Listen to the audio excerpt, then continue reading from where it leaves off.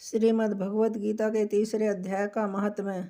श्री नारायण जी बोले कि हे लक्ष्मी, एक शूद्र अकेला ही वन में रहता था और अनर्थों से उसने बहुत सा द्रव्य इकट्ठा किया। किसी कारण से वह द्रव्य जाता रहा।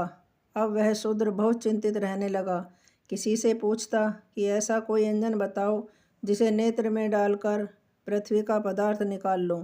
तब किसी ने कहा कि मांस मदिरा खाया पिया कर। वह खोटा कर्म करने लगा। एक दिन धन की लालसा कर चोरी करने गया। रास्ते में चोरों ने उसे मार दिया। तदंतर उसने प्रेत की योनि पाई।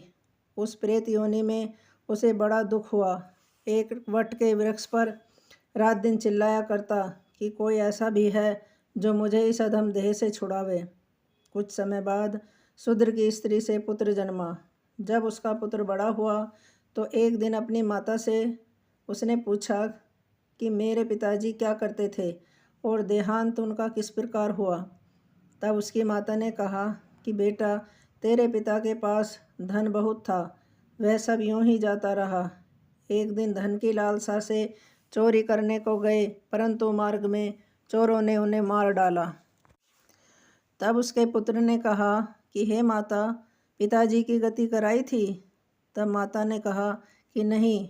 फिर वह बोला कि हे माता, पिताजी की गति करानी चाहिए। यह कहकर वह पंडितों से पूछने लगा और प्रार्थना करने लगा कि हे स्वामी, मेरे पिताजी एक दिशा में जाकर मृत्यु को प्राप्त हुए हैं, अतः उनका उद्धार किस प्रकार होगा। तब पंडितों ने कहा कि तुम गया जी जाओ और उनकी गति कराओ, तब पितरों का उद्धार होगा। यह सुनकर माता की आज्ञा लेकर गया जी को गमन किया। प्रयागराज का दर्शन स्नान करके फिर आगे को चला। रास्ते में एक वृक्ष के नीचे बैठा तो वहाँ उसको बड़ा ही डर लगा। यह वही वृक्ष था जहाँ उसके पिता को प्रेत की योनि प्राप्त हुई थी। उसी जगह में चोरों ने उसको मार डाला। तब उस समय बालक ने अपना गुरु मंत्र पढ़ा। उसका एक नियम ये भी था कि वह एक अध्याय श्री गीता जी का नित्य पाठ किया करता था।